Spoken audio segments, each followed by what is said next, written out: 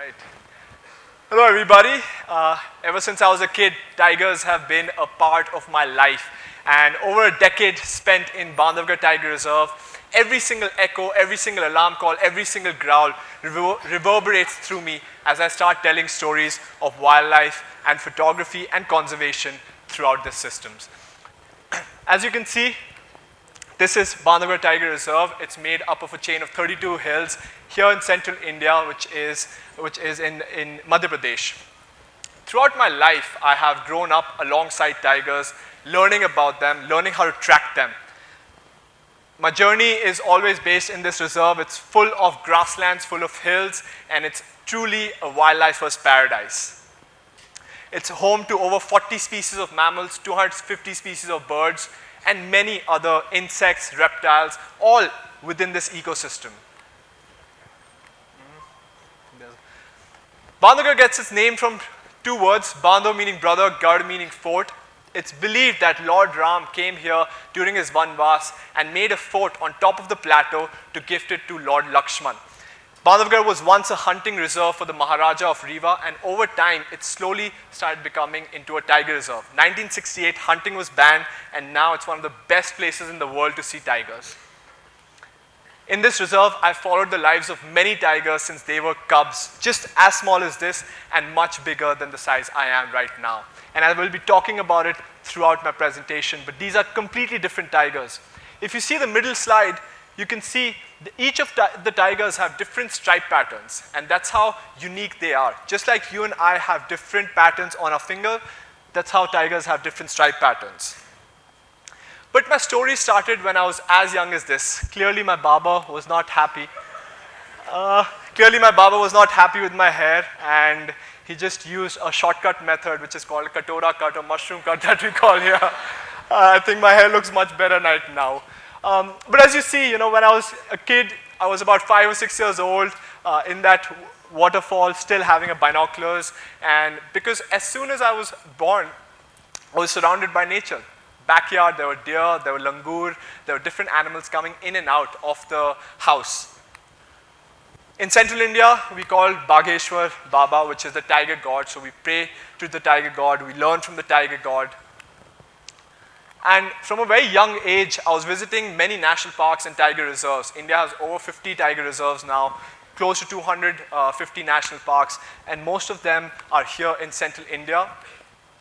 And safaris were a big part of me growing up. But my journey actually started in front of a tiger cage. When I was just about 4.5 years old, my Nanaji took me to the Calcutta Zoo. At that time, Alipur Zoo used to be the biggest zoo ever, boasted of having 200, 250 tigers. And at that time, I was standing in front of a tiger cage when the tiger snarled at me. And of course, just as every other kid, I got excited. I jumped up and started clapping in excitement.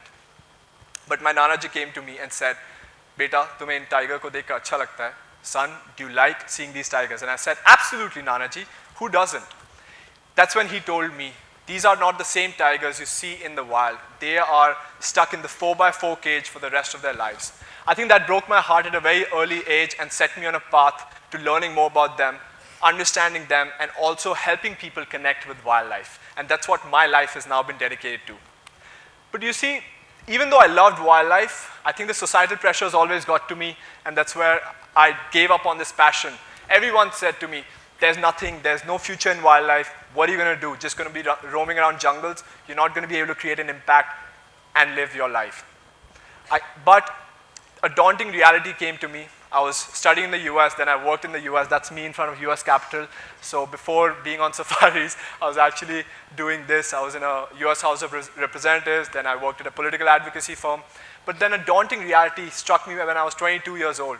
I listened to everyone, but I did not listen to my own calling. So I quit my job, moved back to India with one goal only: be on safaris, film everything I get, and help people connect with wildlife. The presentation went.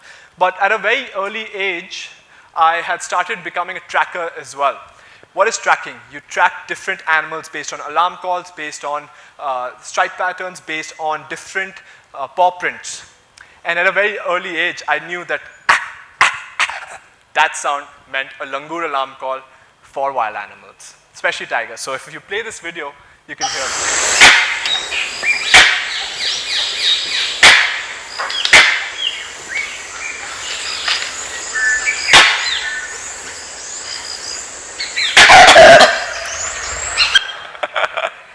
So who did it better, me or the langur? You have to decide, right?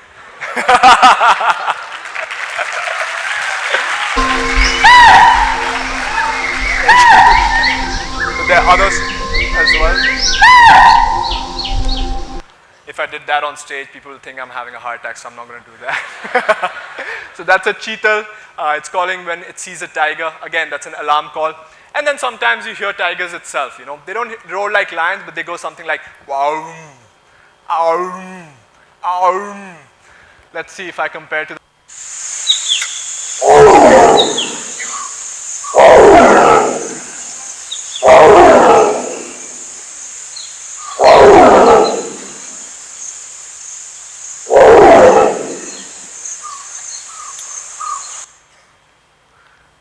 All right, I like the bass, but you get the point, right?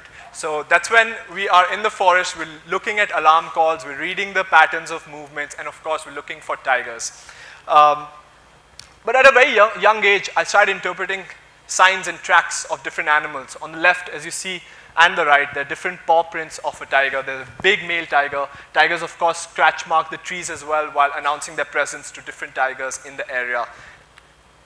And it's a drying art form. People always go to wildlife parks, they want to do photography, but tracking is really a dying art form. And for me, it is a complete engrossed endeavor. You see, we look at different patterns of movements by reading the signs, such as pug marks, hoof marks. We can even tell if it's a male, female, what time did it pass by. And over time, I really started getting very, very in-depth in it. And Bandhavgarh was everything for me, because that's where I started learning about different tigers, understanding different signs of different activities, whether it's cubs, sloth bear in the middle, or even langur. Every animal reads a sign. And sand is your best friend at that time, and most of the roads are sandy, so it's really helpful in tracking. So I got very, very detailed on tracking different individuals, and over time what started happening was I started realizing that every single track, every single game trail, every single road leads somewhere, and I started understanding the movement patterns of tigers. So I've been lucky enough to see over 150 tigers in the wild. There are only 3,000 left in the wild right now, and I know at least 115 of them very intimately in Bandhavgarh. These are some of the families I started tracking. And we got to a point that the data became so compelling that we were able to map out all the tiger territories within Bandhavgarh Tiger Reserve. And these are basically the different areas that the tigers cover. You know, a female typically goes from 10 to 35 square kilometers, whereas a male can go up to 200, 250 square kilometers. And learning about them is absolutely amazing. A lot of stories got highlighted through the decade that I've spent tracking them. And throughout this, my goal was always to connect people with wildlife. Most of my films are based, sorry, presentation's a little laggy. Most of my stuff is based in Bandhavgarh, as I said, and I wanted to connect people with wildlife. A lot of films and documentaries were made there. I even did India's first virtual safari experience where literally people could sit at home and watch a safari. And that also got people interested in coming on a safari with me. So that's where people really started connecting with animals. I was really giving everyone a chance to connect with animals, a chance to connect with wildlife. And over the years, over the decades, different tiger stories started coming up, right? So as I said, every tiger is different. This is Dottie. She has a D-shaped marking on her forehead, and this is her mate, Mahaman. Dottie is a beautiful blue-eyed tiger. Believe it or not, the first white tiger ever to be found in the wild was right next to Bandhavgarh National Park. So this is her first litter, which is Dottie's triple trouble, we used to call them. All three of them were boys, and now they've grown up, carved their own territories, have their own set of cubs. And now Dottie has a second litter, again with Mahaman, all four females. And notice this unique stripe pattern and features.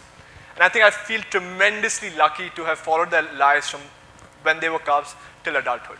One interesting thing started coming up with Dottie and her cubs. You know, right now there are 5 tigers, right? Dottie, Mahaman, and her 4 cubs.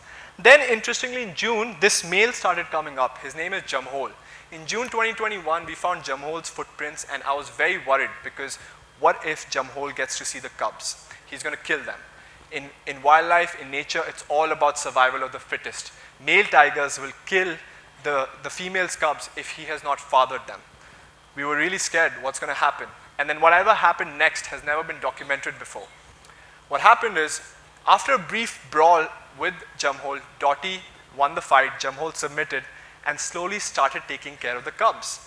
Dottie was incredibly smart. She gave Jamhol the role of a stepfather, which is unheard of. Yeah. Which is absolutely unheard of in the animal kingdom, especially when it comes to tigers. So sometimes you would see Dottie, Mahaman, Jamhol, all 4 cubs eating on the kill. Dottie would go off with her husband, boyfriend, whatever you'd like to call Mahaman, and then Jamhol would be taking care of the cubs. And as soon as the cubs would walk away, Jamhol would get really stressed, and suddenly you would see Jamhol being like, "Rawr, rawr," just trying to call the cubs, and the cubs would be here and there. And of course, if cubs got lost, you know Dottie was not going to be happy. So all of this has been in Bandhavgarh Tiger Reserve, but one story out of all stands apart, and I'm just going to get to it. But as soon as I realized that I'm spending so much time in this national park, I'm getting so much out of it, it's only fair that I give back. There are 175 anti-poaching camps in Bandhavgarh, and only a few of them were electrified. So me and some of our other partners, together we started helping them. We electrified anti-poaching camps. We gave all the foot patrollers shoes so they can get better at their jobs. All these tigers that we're learning so much about, they need to be conserved, they need to be protected. I started talking to the locals, learning about Bagheshwar, which is the tiger god, learning how to track from people who used to be hunters but now are into conservation. So I really started evolving as a tracker. But one story stays completely different, and it changed my life. And this is the story of Tigress Solo. She was the first female I followed since she was a cub. She was just about 4.5 months old when I saw her. And at the time I started filming her, she was coming up with her second litter of cubs. Her first litter was killed by a male. Her second litter had 4 cubs. There are 3 of them pictured here. They're very tiny, 2.5 months old. And mother, cubs chilling together. I learned about tiger families, how tiger mothers may have missed 9, 10, 11 kills, and each kill that they miss brings them closer to starvation. And I saw Solo really struggle. Sometimes completely, her belly would be empty, her lungs would be empty, and then she would finally be able to make a kill, almost starving. They were very tiny. I learned how mothers interact, just like you and I must have interacted with our mother when we were little. Tiger cubs also interact. They're not very different from us, right? The father would come, meet, and let the cubs be. But one time, trouble started brewing. This was January 2019, and trouble started brewing. We saw another male. Sambar alarm calls alerted us of another male hiding in the grass, and we realized soon that it's not the father of the cubs. He came through, and then we realized it's Bamera's son. Again, another name. Her mate's name was Mangu. And we realized Bamera's son, if he gets to the cubs, he's going to kill them. Slowly, he started approaching the den site, and again, we cannot interfere in this. It's all about nature, right? We cannot interfere. Solo's cubs were hiding. There were 4, only 3 months old. But Solo was very, very valiant as a mother. She started fighting him. You can see the size difference. This is Solo, and this is Bamera's son. You can see the size difference. And Bamera was, of course, no match for Solo. But still, Solo suffered a huge injury right here. Her entire chest was torn open. And you can see the pain and emotions going through her face. Kicking and screaming, she drove Bamera's son away, but not before she suffered a lot. And imagine taking care of 4 cubs. You know, every week she has to hunt a large deer. And that was the picture I took right after the fight. You can see the emotions on her face, blood coming from her mouth. But thankfully, Solo recovered after the fight. She had to be tranquilized, then she recovered from the fight, and she was able to make her cubs grow up. And I was a real good part of the cubs family. They used to climb trees, which again, tiger cubs are not usually able to climb trees. Any tigers are not able to climb trees. I saw them. And you know, tigers are kind of a sissy when it comes to anything trying to hurt them. So this is a cub. Look what he does, okay? He's coming to sniff something. Sniffs, sniffs. Gets hurt, and boom, snarling at me as if I hurt him, right? Do you do that to your parents? I saw them making their first kill as well. Right about 1.5, 2 years of age is when tigers start hunting. I saw one of them make their first kill.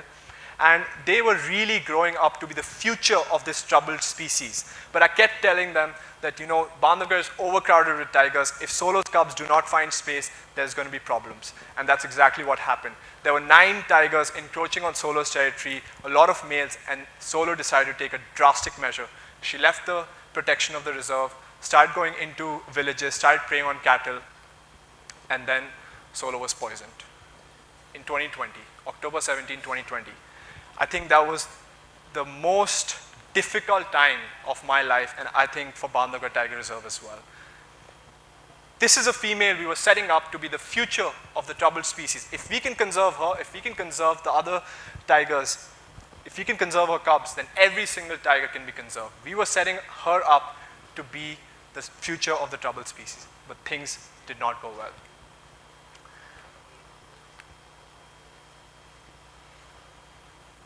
That's when I started thinking what we need to do more and more. I started finding more conservation work. She moved into the buffer, which did not have water. We started making water holes. We dug up different sites, installed solar panels, and an entire place which was water scarce, we started making water holes there. These are the water holes, and best thing is, you help nature just a little bit, and nature helps back. Within a few days, there were different animals drinking at that water hole. We're starting to conserve a space that did not have any water, any plantation, and then we were visited by a tiger family. So this was, thank you. This is D1. He is Dottie's son from the first litter, and this is his cub. There was a cub, 3 cubs, 1 female, and D1. At that point, I always thought, once Solo died, this is a big failure for us. But just like Solo, there are more tigers that need saving. There are more landscapes that need saving. And for me, it's always been about connecting people with wildlife, because I truly believe whatever we can see, we can love, and what we can see, we can love, and what we can love, we will fight to protect. So I'm going to leave you with that thought, and thank you so much for your time.